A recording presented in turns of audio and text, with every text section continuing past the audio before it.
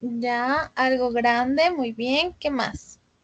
El asombro es una emoción que surge cuando se enfrenta a algo que a uno le sorprende.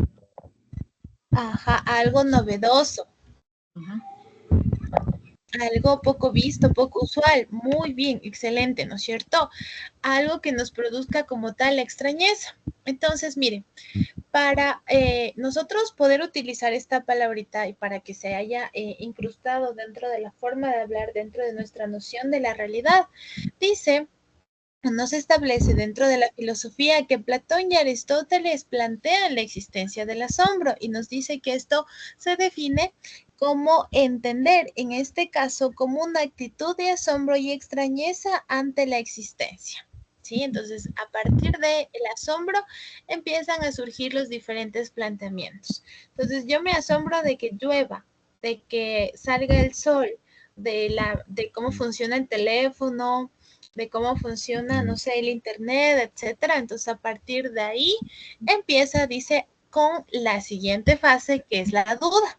Entonces, yo me asombro por algo y enseguida generamos la duda que es planteada o es representada por René Descartes, que ya vamos a ver de igual manera que fue uno de los pensadores importantes dentro de este aspecto de la filosofía, no de esta época precisamente, de la época griega, pero sí se establece como uno de los grandes pensadores de la historia, ¿no? Entonces vamos a ver. La duda nos dice, se puede dudar y se puede pensar. Y si se puede pensar es porque se existe. Ah, entonces tenemos aquí un planteamiento. Entonces, si usted duda es porque existe. Dice, quien no duda no se ve impulsado a buscar las respuestas necesarias, o sea, para confirmar sus creencias o para descubrir la falsedad de las mismas. Entonces, usted va por ahí y le dicen, verá, el cielo es azul porque así lo designó, digámoslo, no sé, el presidente.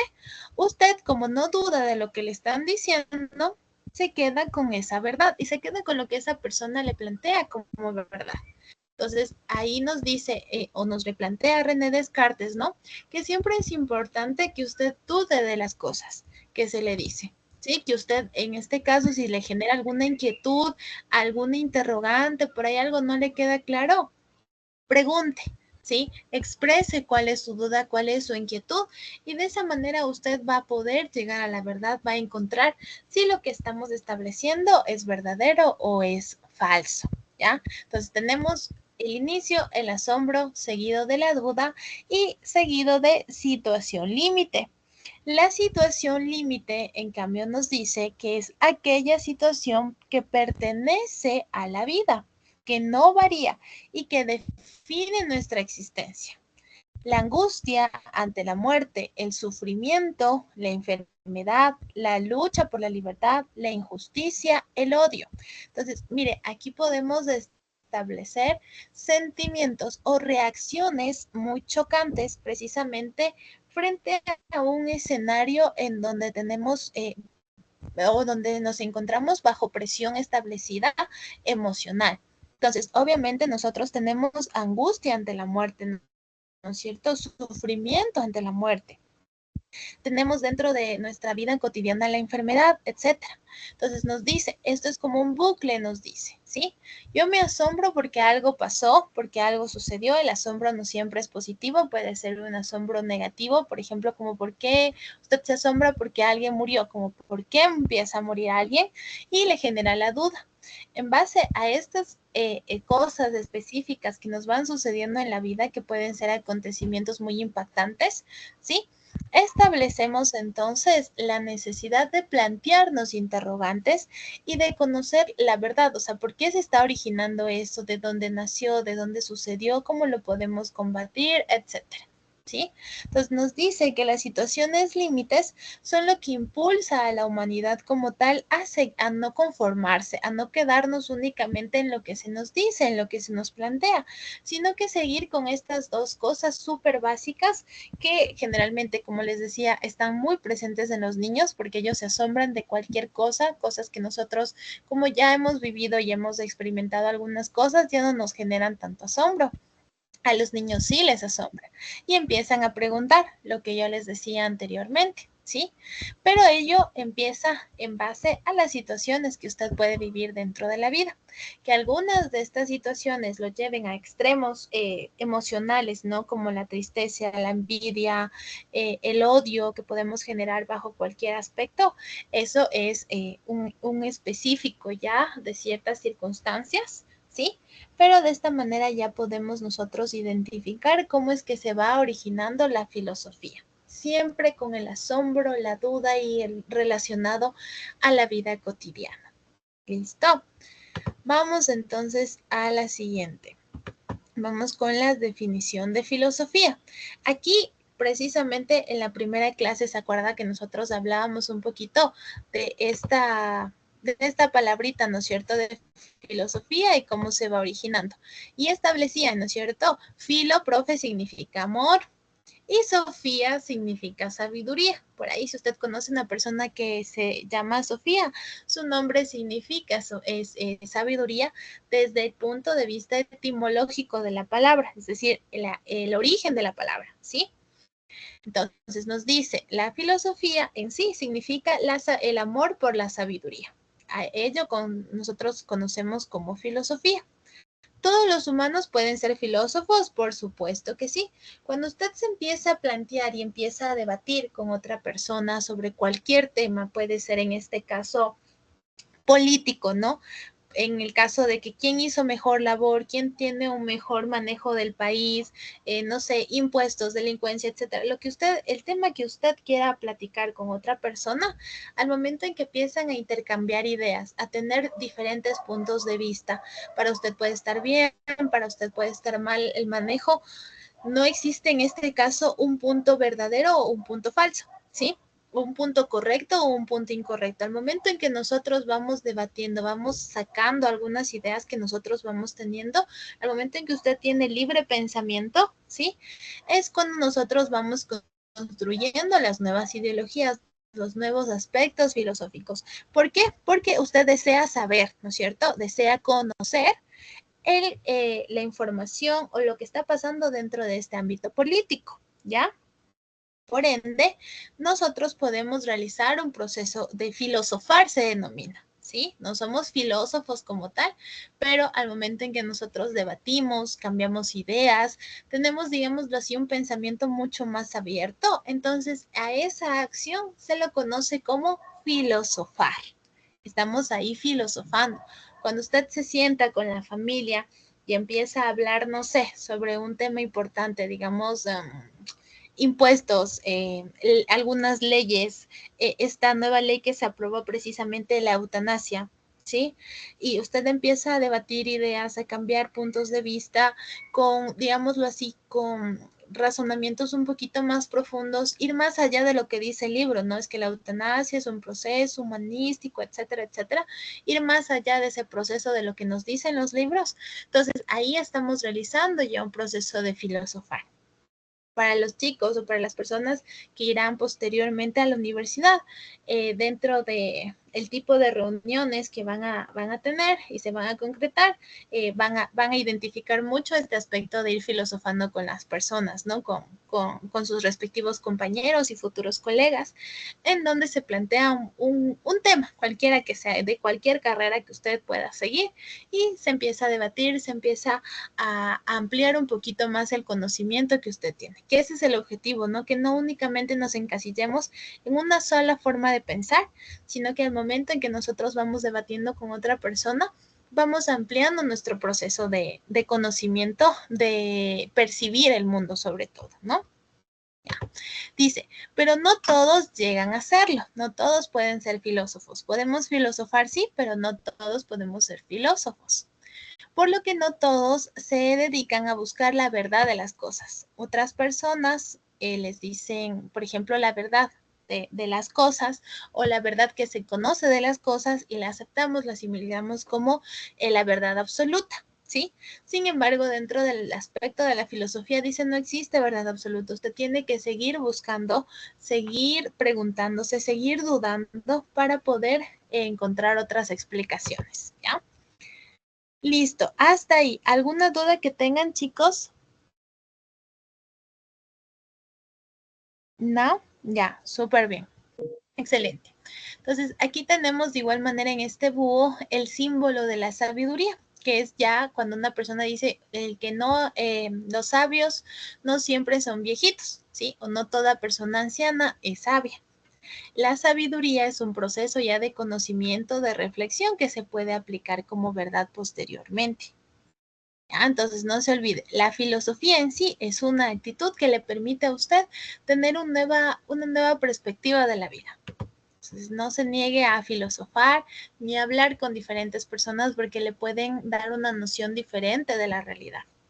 Aquí tenemos algunos de los representantes, ¿no? De los pensadores precisamente, filósofos, sí, que definen como tal a la filosofía. Aristóteles, que nos dice, la filosofía es la ciencia de las primeras causas y los primeros principios.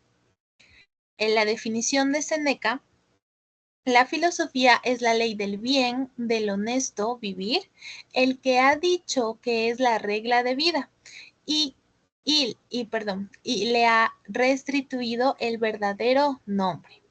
La definición de Jacques Maritain es la filosofía es el conocimiento científico que mediante la luz natural de la razón considera a las primeras causas o las razones más elevadas de las cosas. Y la definición de Hegel, un pensador de este siglo, la filosofía es la ciencia de lo absoluto. ¿Sí? ¿Por qué? Porque este establece, como les decía, duda absolutamente de todo. No nos centramos únicamente en la rama de la matemática o en la rama de la filosofía, de la física, sino nos vamos mucho más allá. Nos vamos a abarcar absolutamente todo del universo, todo lo que nos rodea, todo, digamos, toda la relación que existe incluso entre la naturaleza, el hombre, los animales, todos nosotros establecemos ese aspecto. Y, por ejemplo, para Séneca, establece que un filósofo, una persona que se dedica dentro de la filosofía, nos establece que es la manera más honesta de vivir, porque de esa manera usted se sigue preguntando, no asume nada como verdad, es una persona que sigue buscando la razón de ser, sigue buscando su centro en sí. ¿Ya? Muy bien. Vamos entonces a establecer. Dice, podemos definir la filosofía como el afán de saber. Es el afán de saber, ¿no es cierto? Por eso usted duda, por eso usted se asombra de las cosas. Una búsqueda de las causas de la realidad mediante la razón.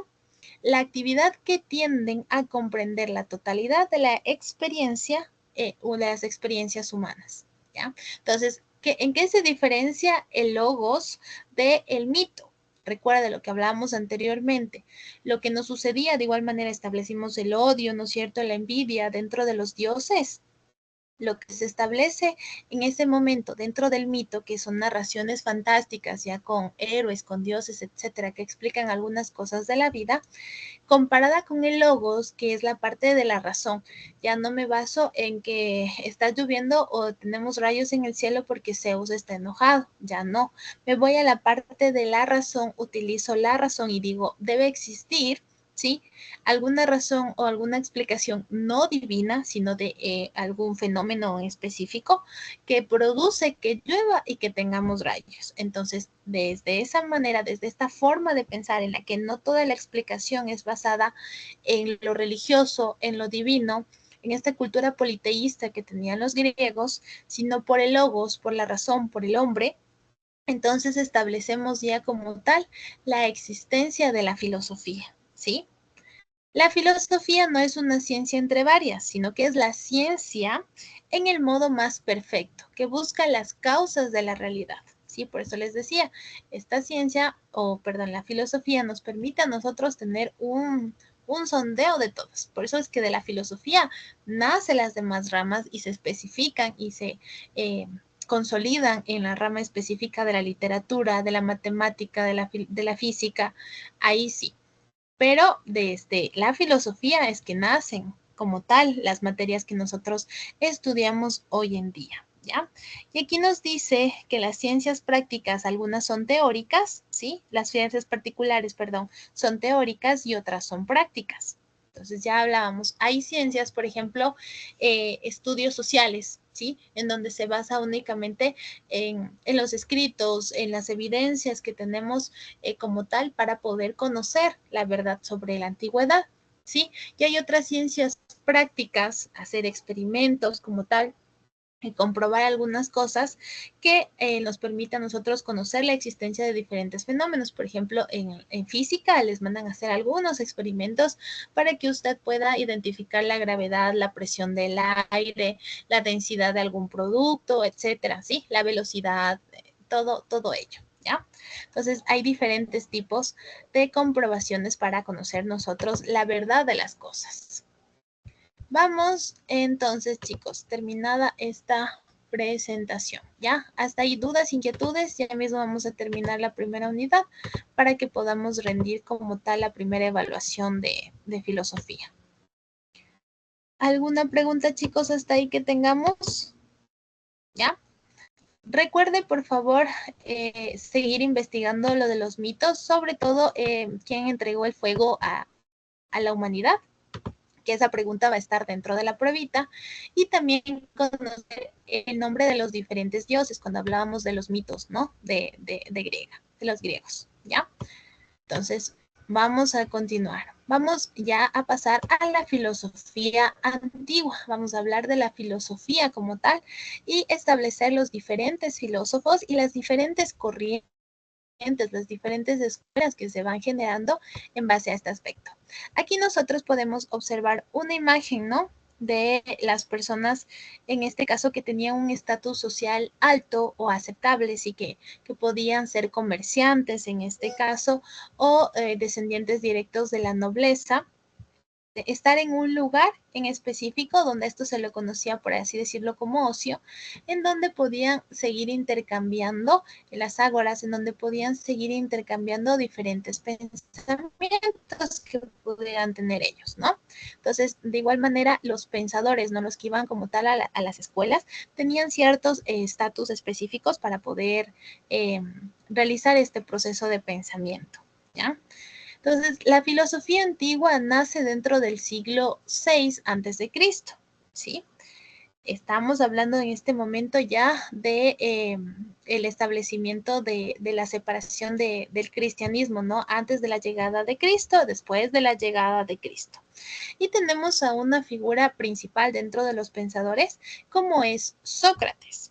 Sócrates fue uno de los maestros más importantes dentro de la filosofía, porque tiene varios discípulos de igual manera de renombre, como lo son Platón, que ya vamos a hablar de igual manera el amor un poquito platónico que tenía, bueno, de hecho por Platón se establece el amor platónico, ¿no?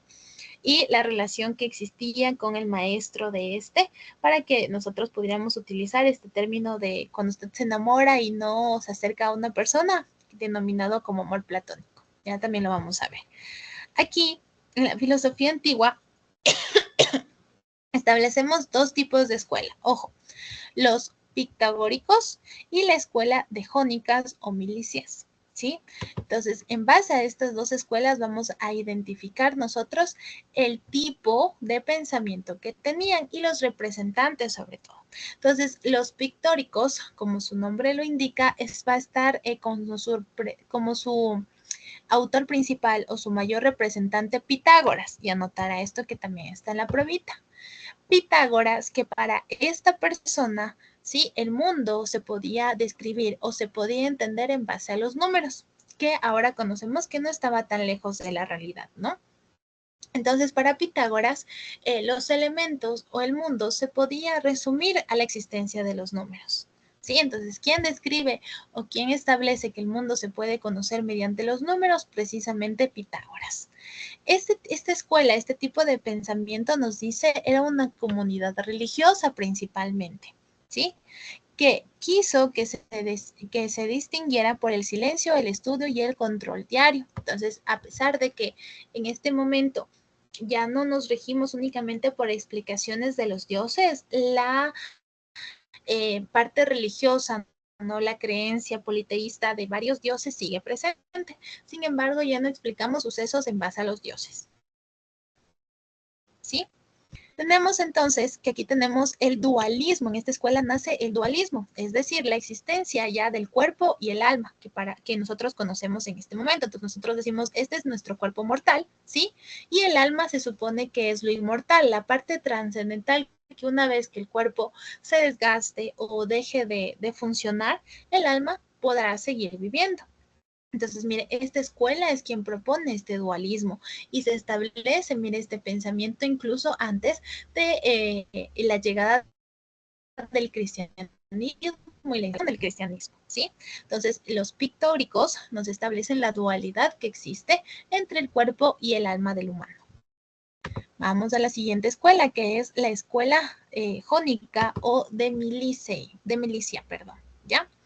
En esta, de igual manera, establece el paso del mito al logos, es decir, de la explicación mitológica a la explicación ya basada en la razón. De igual manera, nos establece que es un pensamiento, dice, humano, que comenzó a buscar la racionalidad del mundo, una explicación racional, ya bajo leyes, ya bajo cosas comprobables, cosas que yo pueda observar y ver que puedan seguir siendo replicadas. Por ejemplo, si usted lanza el lápiz, o bota el lápiz de su escritorio en donde usted esté, siempre va a caer al suelo. Entonces eso no es porque un Dios en específico lo hace, sino por una ley específica o por la razón de la gravedad, ¿sí? Entonces de esta manera esta escuela, a diferencia de pitagórica, ¿sí? Que sigue manteniéndose un poco con el pensamiento religioso, esta escuela sí busca deslindarse totalmente de este pensamiento, de estos mitos, ¿no? Que antes se establecía para la explicación de la realidad, ¿sí? Y busca una realidad más centrada en la razón. Entonces, aquí nos dice, los primeros filósofos son llamados jónicos, ¿sí? Porque predecían o eran influidos por el pensamiento de la región griega. Como por ejemplo, aquí tenemos los representantes de Tales de mitos. Ahora, por favor, este representante que también vamos a encontrar en la prueba. Tales de mitos consideraba, por ejemplo, el agua como un elemento primordial, ¿sí? Que ahora sabemos que el agua es uno de los elementos, ¿ya?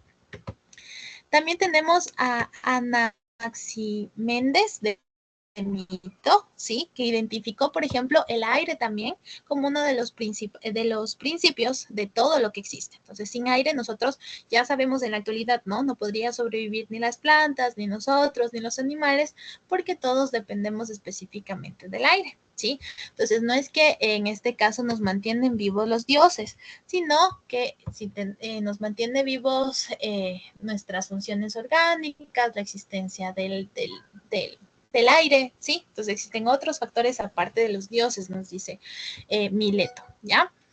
También tenemos a los discípulos de Tales y al maestro de Anaximéndez, ¿sí?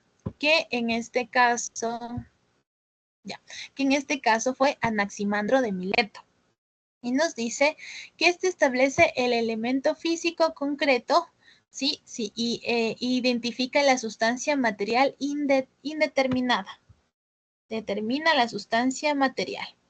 Entonces, de esta manera, sí, Tales de Mileto y algunos de sus discípulos identifican las razones por las que el ser humano está vivo, por así decirlo, que no únicamente, mejor dicho, no depende del alma, sí, que es la parte inmortal y del cuerpo, sino también depende de factores externos, que no está relacionada con la religión, sino los elementos necesarios para poder tener vida, ¿no es cierto?